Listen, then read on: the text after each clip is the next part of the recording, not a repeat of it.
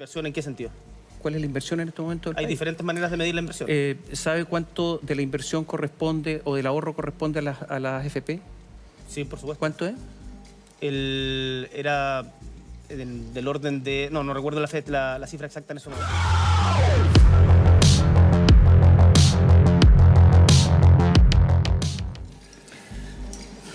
Descarto de plano ser un candidato del Frente Amplio, independiente de los requisitos formales. Creo que no tengo la experiencia suficiente y me falta aprender mucho. Creo que es bueno partir reconociendo las limitaciones propias. A mí me falta mucho por aprender. 3 veces en una entrevista repitió que no iba a ser candidato porque no tenía experiencia suficiente, casi bíblico, 3 veces. 6 meses después, proclamado candidato por Convergencia Social, 1 año después candidato de todo el conglomerado. ¿Por qué puede decir ahora que tiene experiencia si hace poco tiempo decía que no tenía ninguna? Experiencia tengo mucha dijo que no tenía. Pero respecto a Esa pregunta en particular, Tomás, mira, yo creo que es de muy mal gusto el andar candidateándose solo sin que nadie se lo pidan. Y la verdad no era algo que yo esperaba, ni que estuviera planeando, ni tratando de avanzar y ganar espacio. Se dio una serie de circunstancias en nuestro conglomerado en donde había que tomar una decisión que era difícil. Recuerdo que antes de la elección de primarias a muchos al Frente Amplio nos daban por muertos. Y en los momentos difíciles es donde yo creo que hay que poner el liderazgo en juego. Y por lo tanto me puse a disposición ante la solicitud de mi partido Convergencia Social, de llevar adelante ese proceso. Y por último, respecto a las experiencias. Yo tengo experiencia en varias dimensiones, pero para poder ser presidente de la República se requiere además un liderazgo colectivo que recoja esas experiencias que no son solamente individuales. Pero Gabriel, lo que no se entiende es que se dice que no tiene experiencia y ahora resulta que dice que sí tiene experiencia. Yo creo que es una cuestión en permanente aprendizaje y construcción. ¿En un año? ¿En 6 meses? Porque se demoró 6 meses. Es que en ese momento nadie me había planteado siquiera, más allá de preguntas periodísticas, la posibilidad de encarar un desafío de esas características y yo no lo tenía tampoco como un plan vital. Una cosa es que se lo pidan, otra cosa es el plan vital y otra cosa es que la tengan. No, porque cuando se construyen las condiciones colectivas para poder encabezar un proyecto de estas características, como lo que hemos hecho en Apruebo Dignidad, me parece que se puede avanzar en esa dirección y eso es lo que nosotros hemos hecho de manera responsable. ¿En 6 meses? En más que 6 meses. Es curso rápido. A ver, usted nunca, y esto se comenta mucho, nunca ha sido empleado. No es cierto. No, pero empleado con una larga trayectoria, nunca ha pagado un sueldo, nunca ha reunido dinero para pagar impuestos, a menos salvo los impuestos que le proporciona su cargo como diputado. Nunca ha pagado una deuda, reunido dinero para pagar una deuda. Estas experiencias vitales no son fundamentales para gobernar. Mira, Tomás, para entender lo que hay que hacer, ¿no? Este gobierno, cuando llegó, nos dijo que iba a ser el gobierno de los mejores. De los con más postítulos, con más experiencias, y la verdad es que los resultados que hemos visto son desastrosos. Acá esto no depende de la condición particular de una sola persona. Nosotros reunimos en nuestro proyecto un sinfín de experiencias colectivas y de luchas colectivas del pueblo de Chile que creo que le han hecho sentido a la gente y por eso me permiten estar a mí hoy día conversando contigo. Porque el haber ganado la primaria, como la ganamos, con 1.700.000 personas participando, no es que la gente diga vamos a dar un salto al vacío. Es que confían también en las capacidades que hemos demostrado a lo largo de nuestra trayectoria.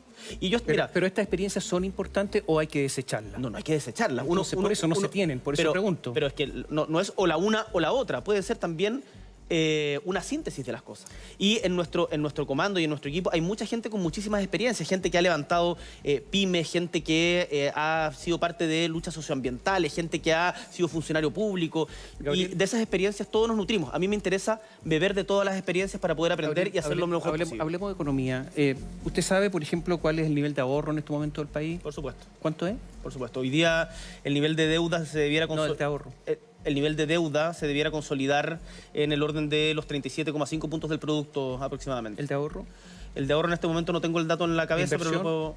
¿De inversión en qué sentido? ¿Cuál es la inversión en este momento del país? Hay diferentes maneras de medir la inversión. ¿Sabe cuánto de la inversión corresponde o del ahorro corresponde a las FP? Sí, por supuesto. ¿Cuánto es?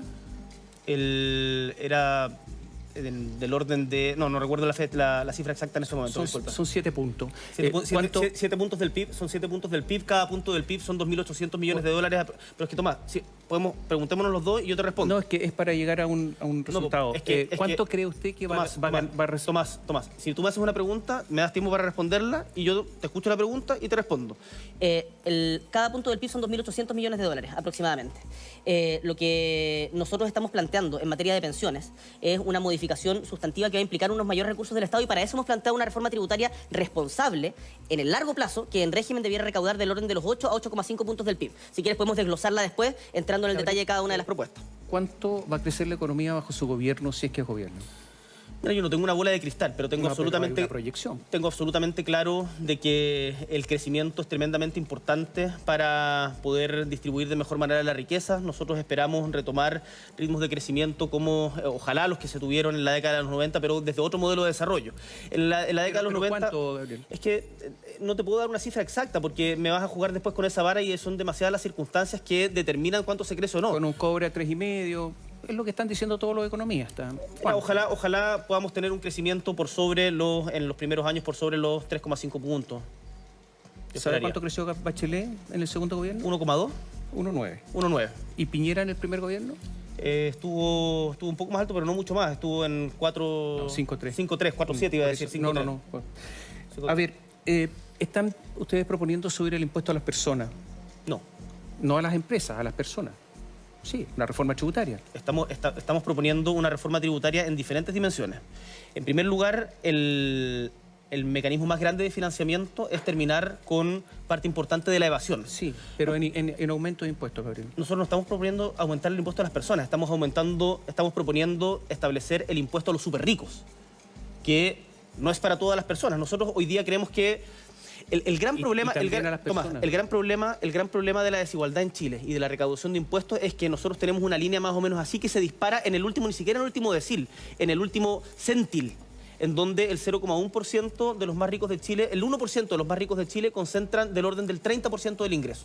Por lo tanto, si nosotros queremos hacer una reforma pensado en las personas, tenemos que apuntar justamente a ese 1%, porque hoy día el nivel de deuda, Tomás, el nivel de deuda de las familias chilenas es del orden del 70% de su salario. Con el 1% no llega a recaudar un 8% más, pero si 8 puntos más, como están proponiendo. No, es que Tomás, yo no estoy proponiendo recaudar un 8 puntos más. Tomás, yo no estoy proponiendo recaudar un 8 puntos más a partir solamente del impuesto al 1% más rico. Estamos proponiendo aumentar el royalty porque la mayoría de los contratos de invariabilidad tributaria vencen de aquí al 2023. Y ahí estamos pensando del orden de los 2 puntos del PIB de recaudación en régimen. Estamos pensando en disminuir la evasión que se calcula, según el Servicio de Impuestos Internos, en el orden de los 7 puntos del PIB, disminuirla a la mitad. Para eso se requiere fortalecer... No, pero es que es importante. Para eso se requiere fortalecer el Servicio de Impuestos Internos. Eso lo han propuesto todos los gobiernos y no ha pasado. Tomás, es que me parece importante. Tú hiciste una aseveración que no es cierta, que nosotros queríamos recaudar 8 puntos a partir de los impuestos al 1%. Eso no es así. No, yo no Nosotros dije, tenemos no, una dije batería... que además iban a subir los impuestos si hay una reforma tributaria pendiente. Bueno, pero pasemos a otro tema. Mira, hay algo muy importante. Ustedes han abogado porque la economía cambie y sea una economía productiva, que la gente gane y que haya agregación de valor. Su padre vendió por trato directo un terreno al fisco para viviendas sociales en Punta Arenas. Y ese terreno era también de propiedad de un militante de la democracia cristiana, Juan Morano. Cuando Morano era alcalde de Punta Arenas, cambió el uso de suelo de agrícola residencial y en una negociación directa se le vendió al serbio este predio. Pasó de costaba 5 millones de pesos aproximadamente el avalúo fiscal y se vendió en 1.340 millones de pesos. Posteriormente, en algún momento la Contraloría objetó esto y después lo aceptó, se dio vuelta a la Contraloría. No estoy diciendo que esto sea ilegal, estoy diciendo si es que este es justamente el método que no le gusta para ganar dinero. A mí no me gusta. Este método. A mí no me gusta. Lo que hizo su familia no le gustó. El obtener recursos a partir de la valorización del uso del suelo en la medida en que crece la ciudad y después vender mucho más caro de lo que se compró no es una forma que a mí me guste y yo creo que de hecho una de las propuestas que nosotros hemos hecho dentro de nuestro programa es la creación de un banco de suelo de uso público justamente para la construcción de viviendas sociales. O sea, lo que hizo su padre no le gustó. No lo hubiese hecho yo. Vamos a hacer un pequeño alto. Por favor. Yo quiero saber si usted va a estar con la acusación constitucional contra Sebastián Piñera, si va a votar a favor o en contra. Volvemos en un instante. A ver, Gabriel, Piñera, acusación constitucional, ¿a favor o en contra? ¿O todavía hay antecedentes que estudiar? Las acusaciones yo estoy a favor de presentar la acusación constitucional. ¿Y de acusarlo? Porque ya se sabe todo, o sea, prácticamente. Mira, las acusaciones constitucionales hay que tomarlas con la seriedad y la gravedad que responden. Acusar constitucionalmente a un presidente de la República no es algo baladí. Y por lo tanto, lo que yo he pedido y lo que vamos a hacer es reunir todos los antecedentes, y hay ciertas cuestiones que todavía queda dilucidar. Por ejemplo, lo conversábamos antes, si es que hubo o no elusión de impuestos mediante el mecanismo de los paraísos fiscales. Pero si no hubo elusión, ¿acusación constitucional? No, la acusación constitucional va. La acusación constitucional se está haciendo porque hay una... Mira, el presidente Sebastián Piñera hoy día es portada de los principales diarios del mundo por un escándalo de proporciones, por hacer negocios en Islas Vírgenes, que son espacios para eludir impuestos. Y además con una cláusula en donde se establecían condiciones para el pago. Esto ya lo sabe toda la ciudadanía, pero donde se establecían condiciones para el tercer pago, Gabriel, que dependían del gobierno. ¿Votaría a favor? Tengo que estudiar en detalle la acusación. Con los antecedentes que hay hoy día, ¿votaría a favor? No tengo problemas en votar a favor de una acusación constitucional contra el presidente de la República, porque creo que ha hecho cosas muy graves. O sea, votaría a favor. ¿Se arrepiente no haber ido a la comisión investigadora en su tiempo? No fue ni siquiera una sesión. La comisión investigadora de Domingas, las comisiones investigadoras son comisiones extraordinarias, y se daba el hecho de que justo eran los días lunes en donde a mí me tocaba estar en Magallanes.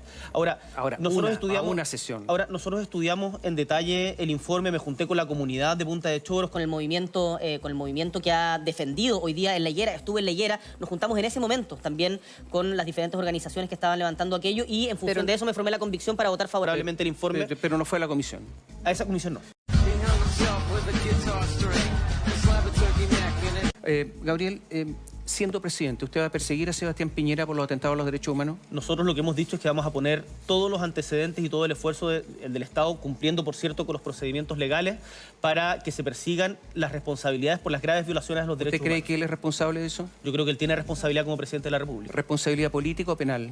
Eso lo tendrán que definir los tribunales. Porque si no, ¿cómo? Ya, pero usted cree, si lo definen los tribunales y usted va a insistir, es que cree que tiene responsabilidad penal. Nosotros vamos a poner todos los antecedentes ante los tribunales internacionales por las graves violaciones a los derechos humanos. ¿Usted cree que tiene responsabilidad penal? Eso lo definen los tribunales. ¿Pero usted qué cree? Yo creo que tiene responsabilidad política y eventualmente responsabilidad penal. O sea, podría ir a la cárcel. Eventualmente. ¿Usted cree que debería ir a la cárcel? Por su responsabilidad. Si es que se determina que tuvo responsabilidad penal por las graves violaciones a los derechos humanos en Chile, como cualquier ciudadano que comete ese tipo de delitos, por supuesto, que tiene que ir a la cárcel. ¿Usted va a intentar con sus acciones legales de que vaya a la cárcel? Tomás. Eso es lo que está diciendo. No, Tomás. Yo voy a cumplir todos los procedimientos y la legalidad que corresponde, y voy a defender las instituciones. Y para defender las instituciones también hay que elevar el estándar con el cual se evalúa a los presidentes de la República. Y yo creo que el presidente Piñera, además de mi evaluación política, que es muy mala, de su presidencia, creo que tiene que responder ante los tribunales que sea necesario por su responsabilidad en graves violaciones a los derechos humanos. Le hago preguntas rápidas porque se nos va el tiempo. ¿Va a tocar las pensiones de la Fuerza Armada? Nos parece que en Chile tiene que haber un único sistema de pensiones. O sea, va a eliminar ese sistema. A nosotros nos gustaría igualar para arriba. ¿Va a refundar Carabinero? Tal como lo comentábamos anteriormente, hay varios motivos para tener una refundación importante de Carabineros. ¿Desea eliminar la condición de disciplina militar en Carabinero? No, yo creo que es una organización jerárquica y que tiene que ser disciplinada. Lo que nosotros hemos planteado es terminar con el doble escalafón, pero eso no significa que no vayan a haber superiores. Usted ha dicho que Israel es un estado genocida y asesino, ¿lo mantiene? Lo mantengo. ¿Lo mismo para Turquía con los kurdos? Por cierto. ¿Lo mismo para Arabia Saudita? El caso de Arabia Saudita no lo conozco en detalle. Bueno, imagínese las mujeres en Arabia Saudita. Pero, Tomás, el caso de Arabia Saudita no lo conozco en detalle, pero por cierto soy sumamente crítico de los atentados a los derechos. Pero Tomás, déjame terminar cuando me preguntas. Soy sumamente crítico respecto de los atentados que se hacen a la dignidad de las mujeres, y vamos a perseguir en todos los foros internacionales plantear nuestra defensa irrestricta de la defensa de los derechos humanos. Gabriel, ¿lo mismo para los chinos?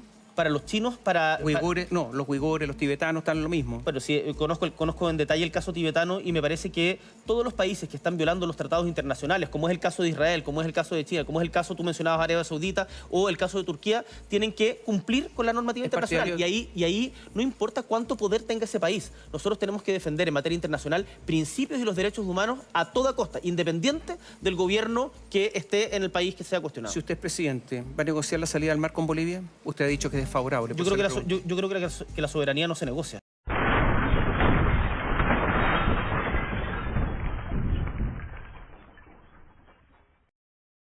y ahí hay políticas de Estado, y me parece que hay ciertos temas en los cuales uno tiene que tener una política de largo plazo de Estado. Yo espero mejorar sustantivamente las relaciones con Bolivia y me encantaría poder terminar con esta vergüenza de que todavía hasta el día de hoy no tengamos una embajada en Bolivia. O sea, cambio de opinión. Yo soy partidario de la integración latinoamericana y vamos a estudiar cuál es el mejor mecanismo para avanzar en esa dirección. Por cierto, como es una materia de Estado, Tomás, no me corresponde dar respuestas categóricas en una entrevista de esas características. Lo vamos a estudiar con la gente que está muy en el tema y ahí esperamos tener una continuidad respecto a esos aspectos de política exterior. Gracias por estar con nosotros. Un gusto, Tomás.